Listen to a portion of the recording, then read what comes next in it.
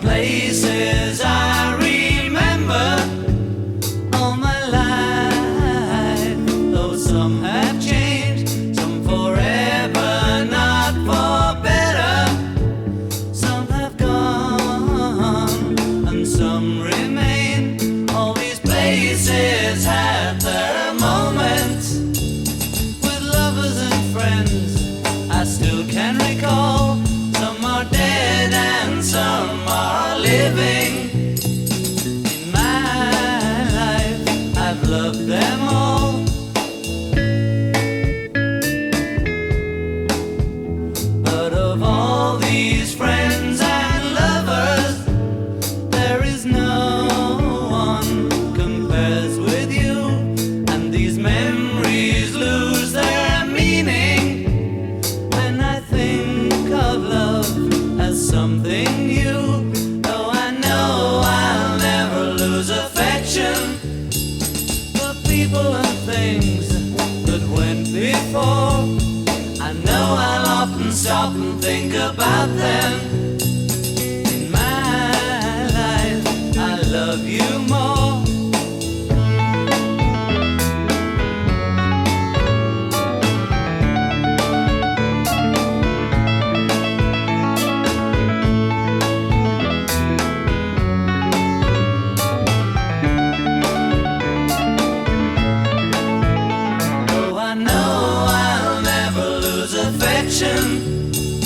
For people and things that went before. I know I'll often stop and think about them. In my life, I love you more.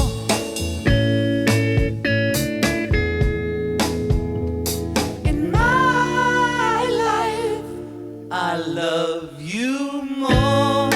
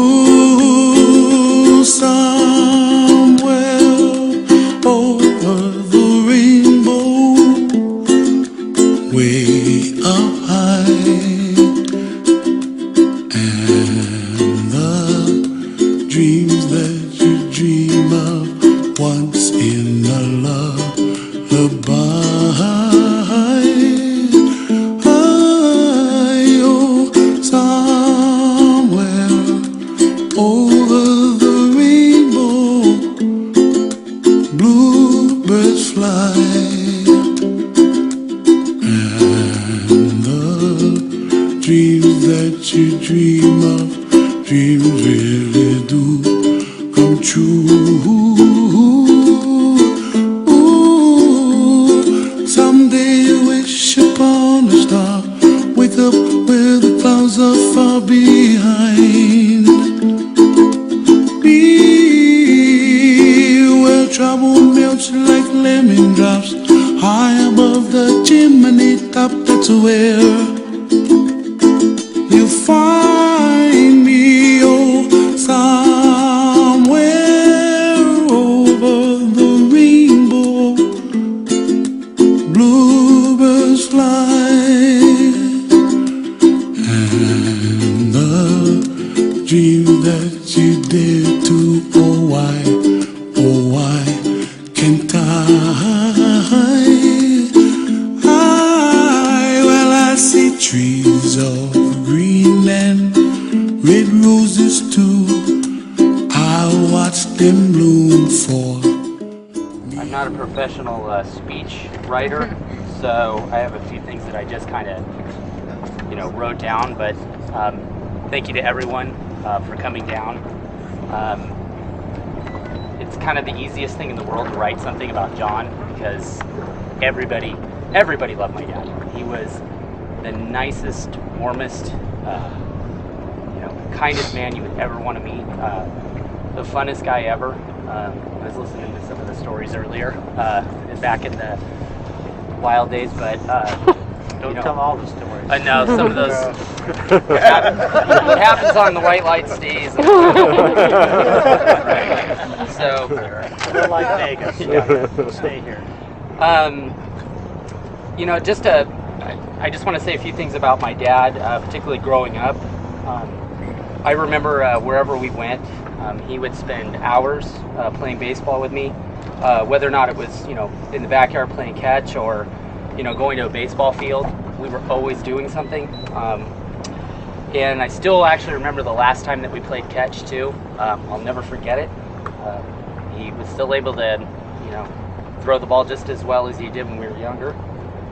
I remember all the beach trips to Corona Del Mar out here, China Cove to Huntington Beach. I remember all the trips that we took to Oceanside with, all you guys. I remember him buying Matt and I, frozen yogurts, just all the little things that you remember. We would boogie board in the water all day long. We'd stay at the Ocean Manor. It was just a blast. I mean, I remember all the Angel games. He had season tickets for the Angel games they were on the upper deck, but they're the first row. How we almost caught a bunch of foul balls there. Never could quite get one. I remember the trips to Disneyland, and I still have to say thanks to Mike Stanley. So, remember the trips to Pine Mountain, Yosemite, he would go through and hike with us. All the fun times with both, with Janet, with him. Just a lifetime of memories just packed into weekends, summers, holidays. More important than all the great memories, and the places that we went, it was just the kind of person he was. He always made it a point when he was able to visit and call me, call everyone, to visit his parents, to always stay in contact with people. He always took the high road, never had a bad thing to say about anyone, except for when he was driving a car. I don't know if anybody but he used to get so pissed. I remember one time he got a speeding ticket, but other than the car ride, but everyone loved him. He was never interested in money or possessions. He'd drop anything and everything for anyone who needed it. So I'll always remember his warmth and his smile. He's the best husband, grandfather, son, and dad that I could have asked for. So, thanks for everything. Love you, Dad. Very nice.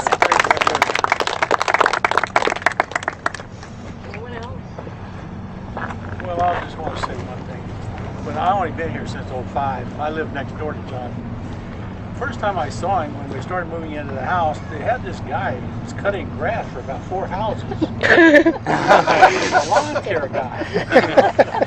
and I saw this go on for a couple weeks, Then I noticed he kept going into the house next door to me. So one time I met him, I found out that was John, but I first met him, but I thought he was the lawn guy. Really a great guy. Really a great guy. I would like to say we've known Jan and John for many years through my daughter Donna, who's Jan's very good friend. And I remember before they were married, we had some of the early dates at our house. And we would have a traditional Christmas Eve, for probably 25 years running, where Jan and John, and frequently Jan's family as well, and Ryan would attend our would attend Christmas Eve at our house. And there was always two things about John. One, he always ate what was left of the food. And two, he always washed every single dish that was there. There were a few years when Jan, John, and the family, Ryan and his family, would spend up at Pine Mountain, which was our mountain cabin in those days. And we could always tell when John had used the cabin before us, because it was always cleaner than we would find it ever we ever left. So those are some wonderful thoughts about a wonderful guy, Jim. I think I'd be remiss if one of the Bisics didn't say something about John. He was a great guy, like everybody said. He was a good, loyal friend, and I think loyalty is probably the strongest term or the strongest trait that he had. He was a loyal guy. You could count on him anytime. One of the legacies that's unfortunately happened when John got Alzheimer's is a lot of the Bisics realized time's going by. We'll get together. Everyone says, I'll get together. We'll see you then. It never really happens. We run into each other, we tell stories, and once people heard about John, and Jan said they had to go to the place, the Bisics all rallied together, sort of really for themselves, to say, let's all stay in touch, because he's a great guy, excuse me, and now he's gone. And when they're gone, they're gone. So we've got lots of great memories, 1,000 stories, but that's all we've got. We've got him, the stories, and each other. So we gave him a toast yesterday. We'll give him a toast. Ride was in Alaska when Ryan and John came to see me in Thunder Bay, Alaska, a remote site, a fly-in site. We went 9 miles out to a reef to fish, and John was starting with the Alzheimer's problem. And I told Ryan, now make sure you get a fishing license before you come up to Thunder Bay, because it's remote, you can't buy them once you're out there. So John and Ryan bought their fishing license.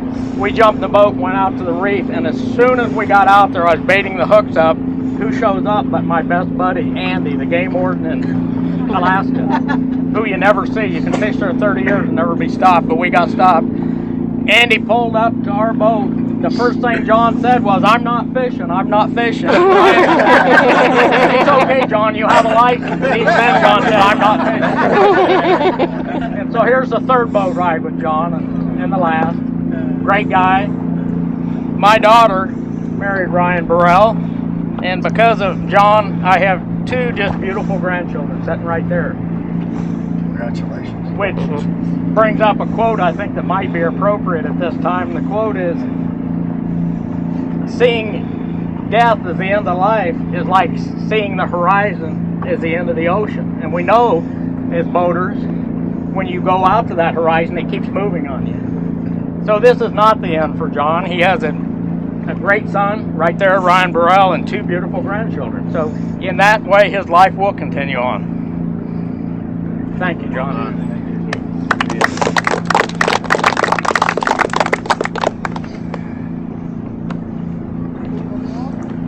I just want to say that I've been a friend of John and Jan's for a long time. I got to meet them through the Romeos, and how fortunate I was to get to know them over the times. What great friends they were for me. I know as a single guy, it was kind of always my safe harbor. I could always hang out with them and have a great time and have some good food. And John was just the best guy and the best friend. We had a lot of fun together, and I miss him and I love him. And I was really thankful to have him as a friend. So he was a great guy. Can I hold one?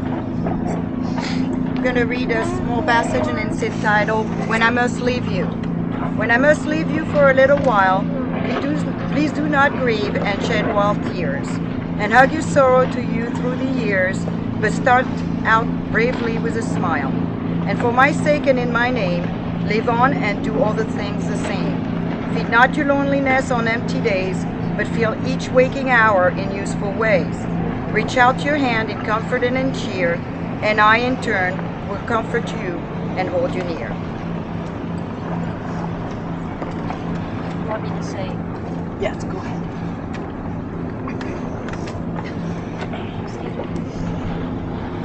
Mine is going to be short. Thank you for all your lovely words. Thank you all so much for joining us today as we release our friend and loved one into the arms of the ocean. John and I talked about this thing many times, and we were both very clear on our end-of-life decisions. John's first was to be buried at sea, so his ashes could float freely anywhere in the world. He would be so excited to see you all here today. I wish that iPad FaceTime feature reached across the lines of life and death and he could see us. I know he would just be beaming that smile of his. Unfortunately, I was not able to get the USC marching band. Second request. But they didn't pass muster. I know in my heart of hearts that this is exactly what he wanted, and I'm so very pleased and honored to be able to fulfill his wish for him, sharing it with so many of his loving friends and family. John's other wish was that we enjoy a celebration of life, which we will do tomorrow, and promises to be filled with John's favorite foods, music, dancing, and storytelling, catching up with old friends, and just reinforcing all those great times we shared with him. There you will learn about JB's family, life events, and other things you may not know. It's going to be a lot of fun. For a man who truly deserves it. When I started to try to write about John, it was so hard because these last few months especially, when I knew that it was close, we had this special connection. I went to see him every day, and I could read him a little bit. They say that Alzheimer's patients don't recognize you, but I know he recognized I was somebody. And we still shared a close bond, and we would look into each other's eyes.